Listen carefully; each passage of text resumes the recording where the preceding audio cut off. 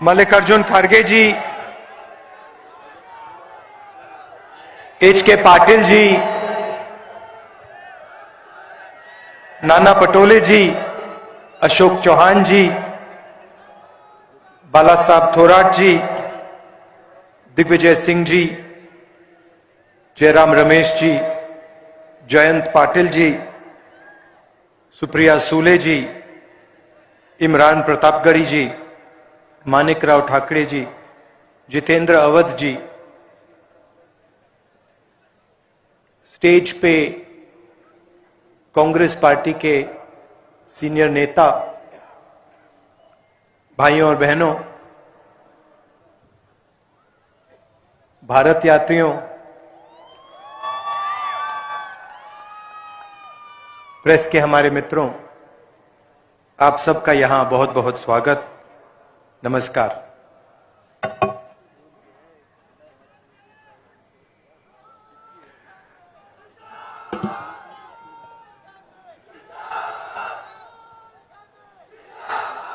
Meeting शुरू करने से पहले हमने छत्रपति शिवाजी महाराज, बसवण्णा जी, महात्मा फूले जी, साहू महाराज और हमारे जो महापुरुष हैं उनका फूलों से आदर किया।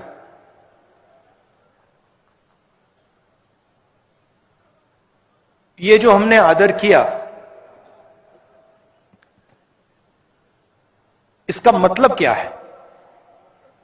ये हमने किस कारण किया, क्यों किया? हमने इसलिए किया क्योंकि इन लोगों ने अपनी जिंदगी, पूरी की पूरी जिंदगी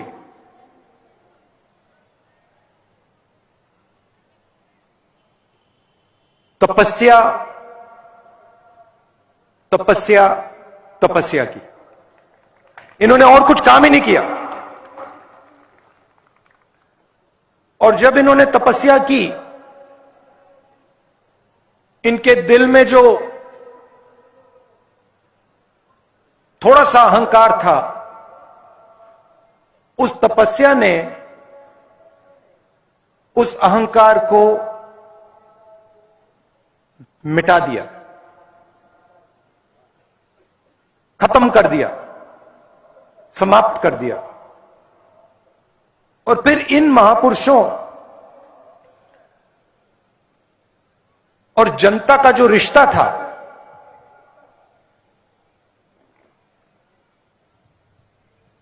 वो बिल्कुल दूसरे तरीका का रिश्ता था।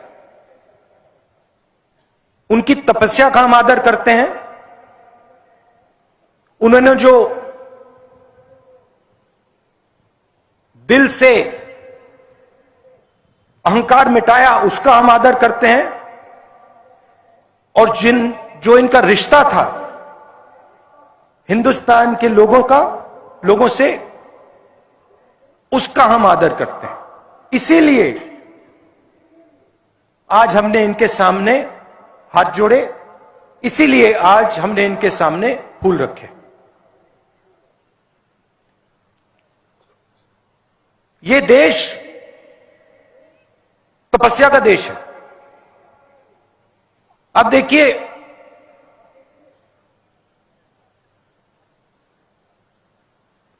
जिनके भी सामने हम हाथ जोड़ते हैं, वो सब के सब तपस्वी हैं। गांधी जी को देखिए, शिवाजी महाराज को देखिए, सरदार पटेल को देखिए। ये देश जब भी अपना सिर झुकाता है, हाथ जोड़ता है, तपस्या के सामने अपना हाथ जोड़ता है। सच्चाई है। और तपस्या सिर्फ इन महापुरुषों ने नहीं की।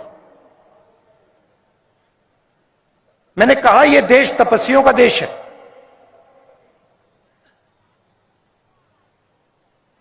इस देश के किसान भी तपस्या करते हैं, दिन भर तपस्या करते हैं।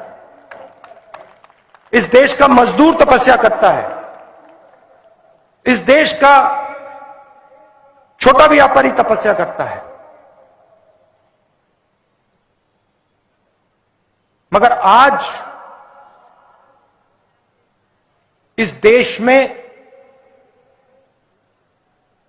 उसको तपस्या का फल नहीं मिलता। वो मर जाए, पिस जाए, 24 घंटा काम करे, उसे तपस्या का फल नहीं मिलता। पूरा का पूरा फायदा जो किसानों को मिलना चाहिए,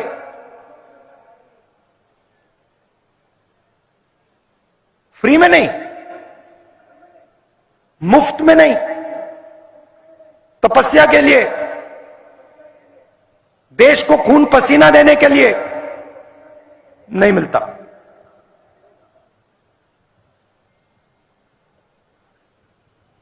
मजदूर के हाथ फट जाते हैं,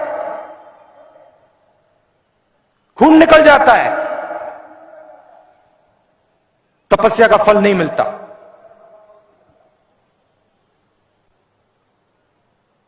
नरेंद्र मोदी जी ने कुछ साल पहले नोटबंदी की।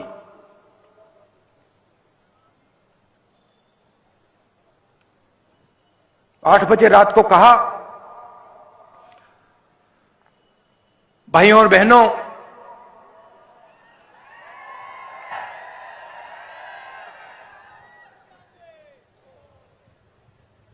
भाइयों और बहनों, मैं 500 रुपए, 1000 रुपए का नोट रद्द कर रहा हूं।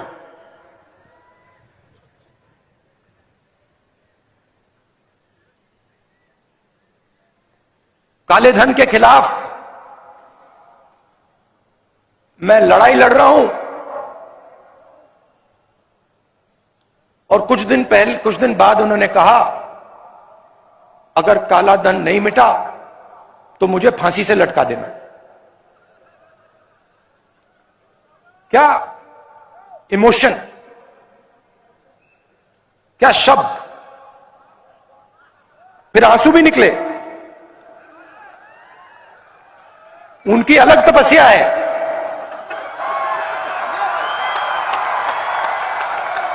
तपस्या है मगर अलग है। वो तो आपको दिखता है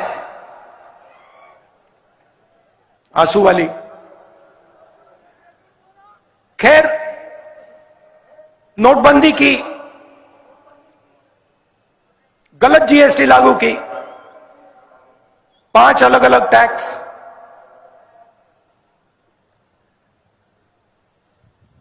28% तक टैक्स। आजाद हिंदुस्तान में पहली बार किसानों पर टैक्स,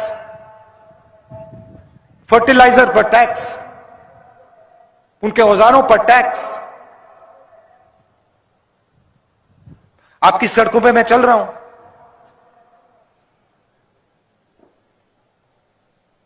लोग कहते हैं 3500 किलोमीटर चल रहे हैं,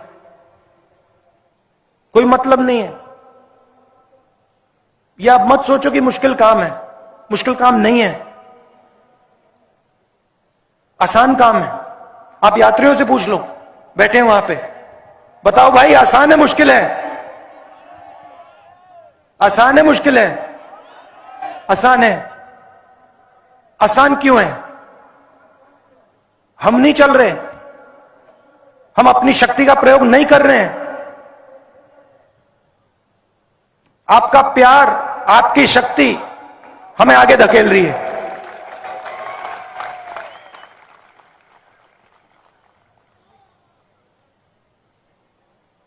सुबह उठते हैं, आज 6 बजे से हम चल रहे हैं, 8 बज गए, थकान नहीं है। अजीब सी बात है। आप उनसे पूछो। सही बोल रहा हूं ना? बोल रहा हूं ना सही? थकान नहीं है। ये पूछते हैं मुझे, जब मिलते हैं पूछते हैं, राहुल जी ये क्या हो रहा है, हमें थकान क्यों नहीं हो रही?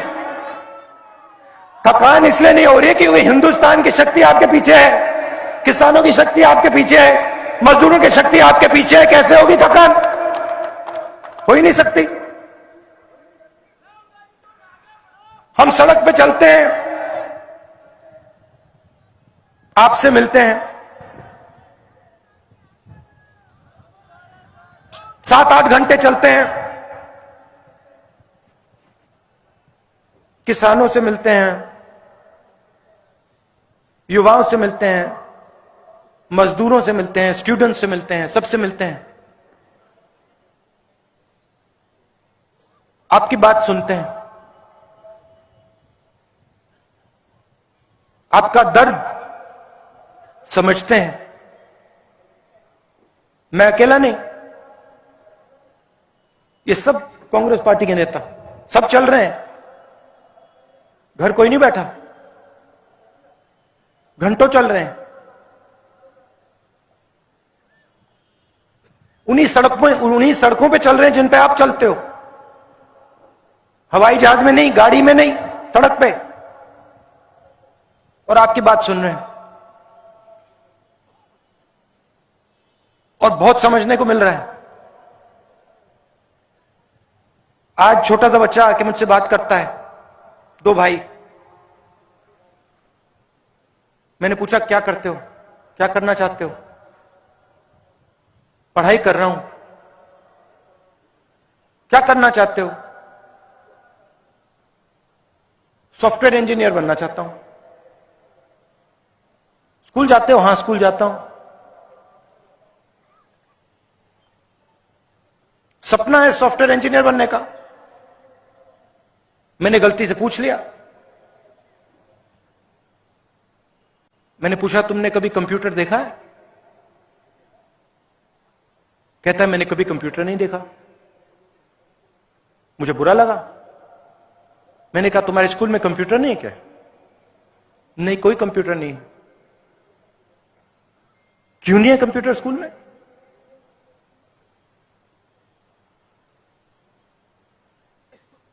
क्योंकि हिंदुस्तान का पूरा धन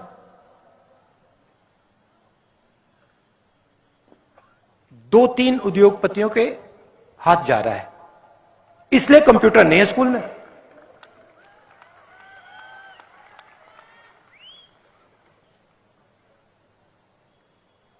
और वही बात किसान के साथ एमएसपी नहीं मिलती। क्यों नहीं मिलती? कर्जा माफ नहीं होता। क्यों नहीं होता? मजदूर भी वही कहता है, मनरेगा का पैसा नहीं मिलता, काम नहीं मिलता। क्यों नहीं मिलता? भाई और बहनों, पैसे की कोई कमी नहीं है इस देश में। पैसे की कोई कमी नहीं है। यहां पे हमारे किसान भाई बैठे हैं ना, आपने पंप देखा है ना, जो ट्यूबवेल वाला पंप होता है, उसको ऑन करते हो पानी निकलता है ना, वैसा ही पंप लगा रखा है। हंसो मत, आपके जेबों में से पैसा निकाल रहा है वो पंप।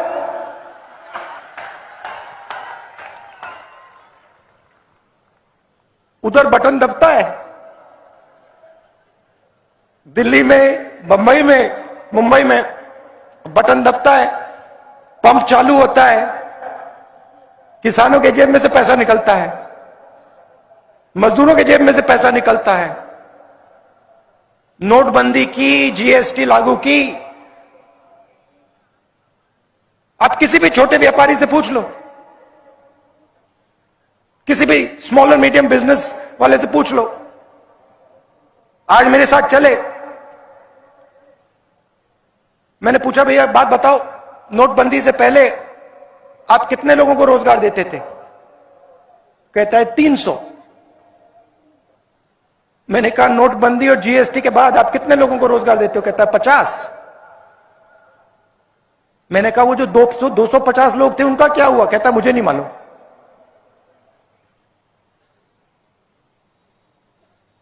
नोटबंदी और जीएसटी ने यह काम किया है। जो हिंदुस्तान की रीढ़ की हड्डी थी, जो रोजगार देती थी, जो छोटे व्यापारी, किसान, स्मॉल और मीडियम बिजनेस जो चलाते हैं, जो लाखों बिजनेसेस हैं, मगर हर एक बिजनेस 300, 400, 500, 1000, 2000, 3000 लोगों को रोजगार देता था, उन सब को खत्म कर दिया।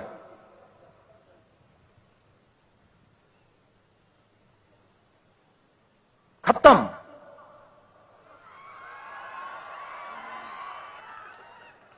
बहाना बनाया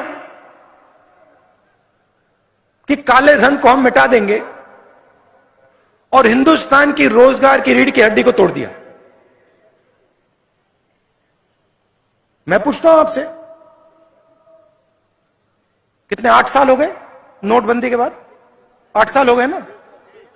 6 साल, 6 साल हो गए, काला धन गायब हो गया, खत्म, बाय बाय ना? काला धन बढ़ गया 15 लाख,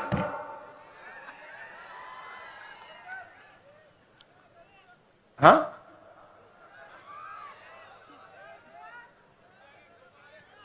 जैसे आपके जो बड़े प्रोजेक्ट्स हैं ना, महाराष्ट्र से गायब हो रहे हैं। फॉक्सकॉन का प्रोजेक्ट गायब हो गया, एयरबस का प्रोजेक्ट गायब हो गया, वैसे ही 15 लाख गायब हो गया, खत्म।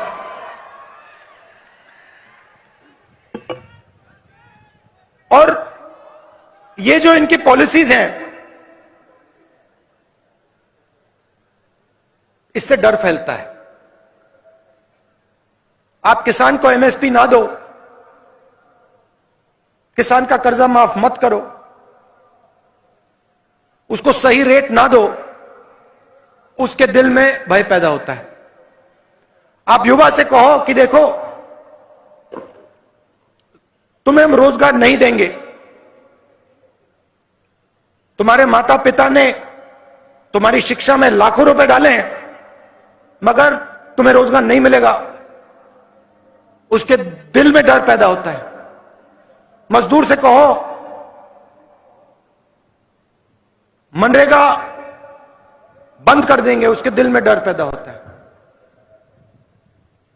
और इस डर को नरेंद्र मोदी जी और बीजेपी नफरत में बदलते हैं।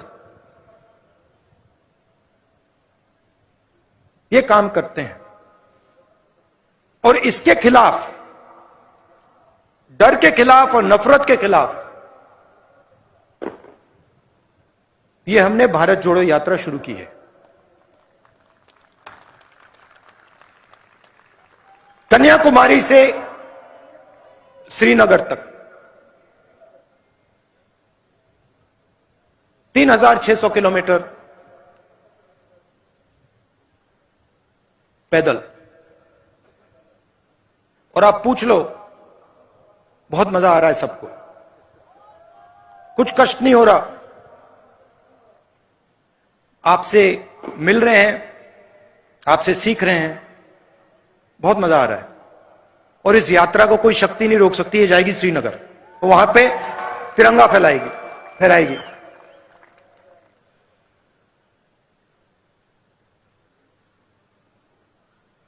आपने, जैसे मैंने पहले कहा,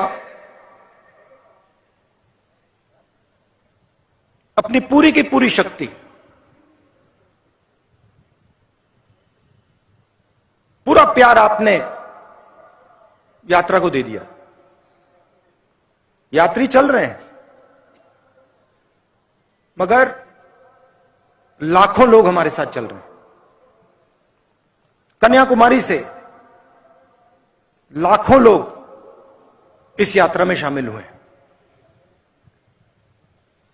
और आप हमें शक्ति दे रहे हो, हमारी मदद कर रहे हो।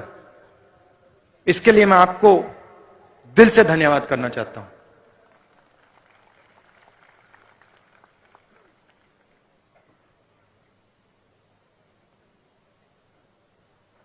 बहुत अच्छा लग रहा है।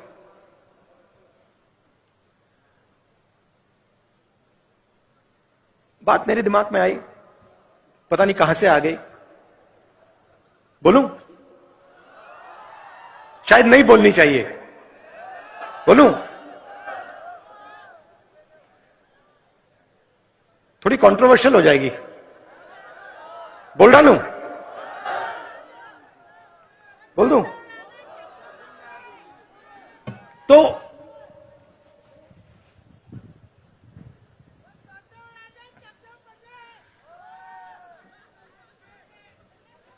बताता हूं, बोल देता हूं। चलो, मैं केदारनाथ गया एक बार।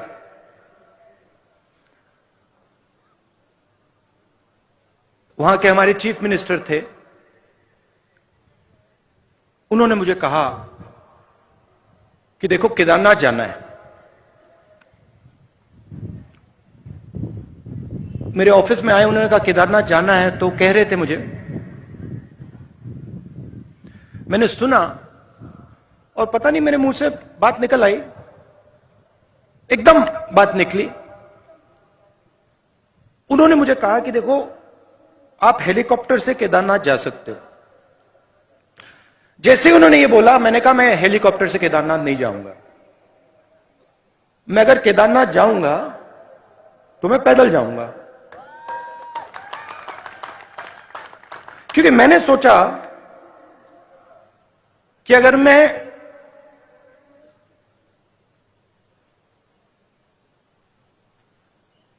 शिव के मंदिर में जा रहा हूं,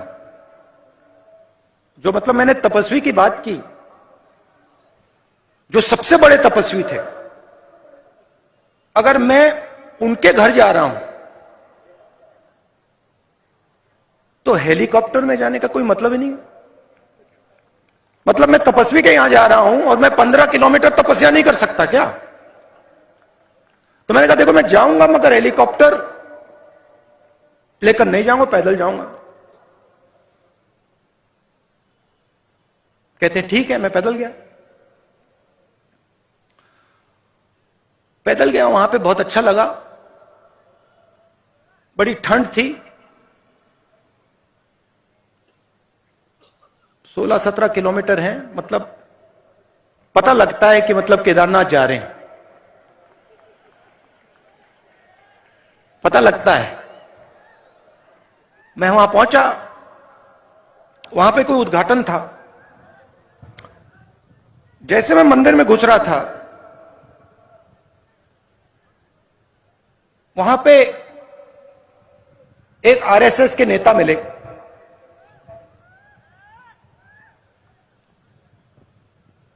मैंने नमस्ते की।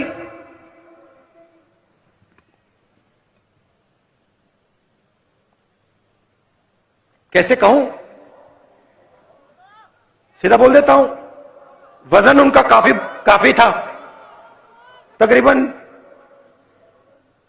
देखो 100 किलो तक था। तो हम अंदर जा रहे थे और उनके पास, उनके साइड में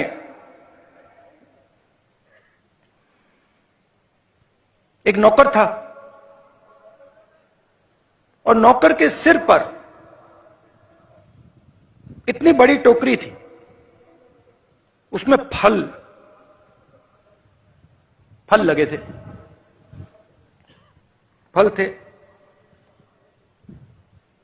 मैंने देखा, मैंने कहा सर ये क्या है?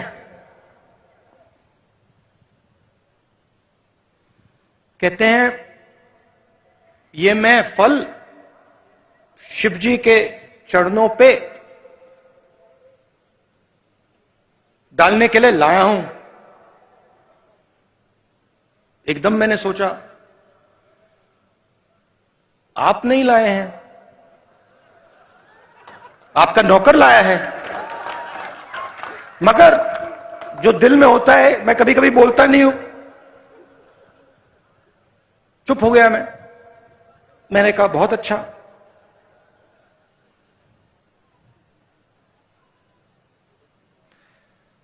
मुझे देखते हैं, कहते हैं अब कब आए?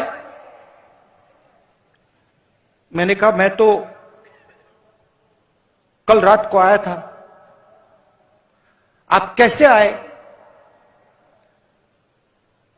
मैं तो चल के आया। 100 किलो का वजन था, तो मैंने बदतमीजी नहीं करनी थी, तो मैंने सवाल नहीं पूछा, मैं चुप हो गया। मगर उन्होंने कहा मैं तो हेलीकॉप्टर से आया। मैंने सोचा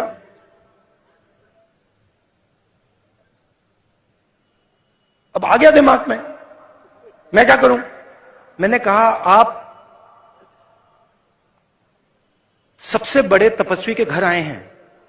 बोला नहीं, आप सबसे बड़े तपस्वी के घर आए हैं, मतलब दुनिया का सबसे बड़ा, और उसके घर आप हेलीकॉप्टर से आए। कुछ नहीं कहा, चुप हो गया। चलिए, हम गए, धक्का मुक्की हुई वहां पे। मुझसे बुजुर्ग थे, तो मैंने कहा आप आइए। गए, उन्होंने मतलब हाथ जोड़े, पूजा हुई, मैंने भी हाथ जोड़े, पूजा खत्म हुई, बाहर निकले। मुझे कहते हैं राहुल जी आपने शिव जी से क्या मांगा?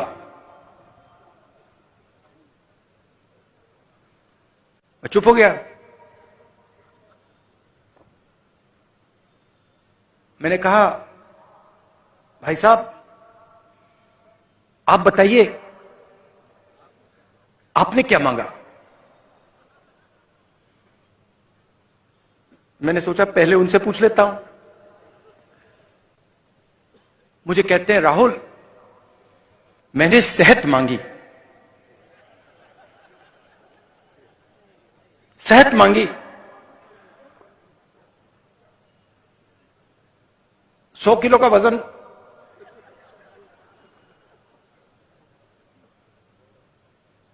शिव जी से सेहत मांगी।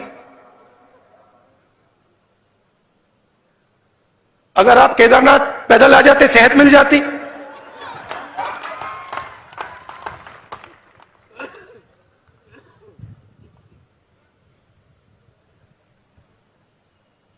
मैंने उसको बताया नहीं। अब मैं आपको बताऊंगा, मगर उसको मैंने नहीं बताया। उसको यह बात शायद समझ ना आती। उनका दूसरा तरीका है, हमारा दूसरा तरीका है। मैंने शिव जी से कुछ नहीं मांगा, कुछ नहीं मांगा। मैं गया, मैंने हाथ जोड़ा और मैंने शिव जी से कहा, शिव जी का धन्यवाद किया कि आपने मुझे रास्ता दिखाया है।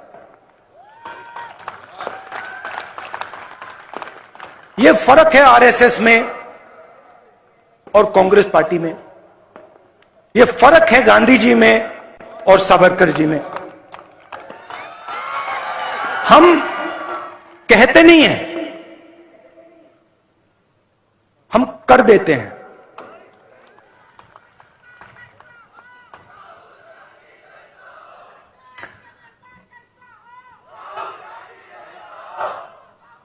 और ये जो मैंने बोला आप सब समझोगे। देखो हमारे सारे कार्यकर्ता हैं, हमारे सारे नेता हैं, ये आप सब समझ जाओगे। ये जो महापुरुष हैं, शिवाजी महाराज, फूले जी, अंबेडकर जी, गुरु गोविंद सिंह जी, मौलाना आजाद जी, जब हम इनके सामने हाथ जोड़ते हैं, हम इनका धन्यवाद करते हैं। हम इनका इसलिए धन्यवाद करते हैं कि इन्होंने हमें रास्ता दिखाया है, इन्होंने हमें जीने का तरीका दिया है। तो यह मैं आपसे कहना चाहता था। आप सबका बहुत बहुत धन्यवाद। आपने इतना प्यार दिया, इतनी हमारी मदद की। नमस्कार, जय हिंद।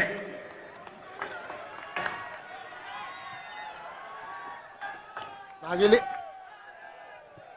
जिल्हा काँग्रेसचे अध्यक्ष नागेलीकर हे आभार प्रदर्शन करतील। आजच्या या भारत जोडो यात्रेच्या निमित्ताने या जाहीर सभेला मार्गदर्शन करण्यासाठी लाभलेले अखिल भारतीय काँग्रेस पक्षांचे अध्यक्ष माननीय खासदार मल्लिकार्जुन खरगे साहेब, काँग्रेस पक्षांचे लाडके नेते युवा खासदार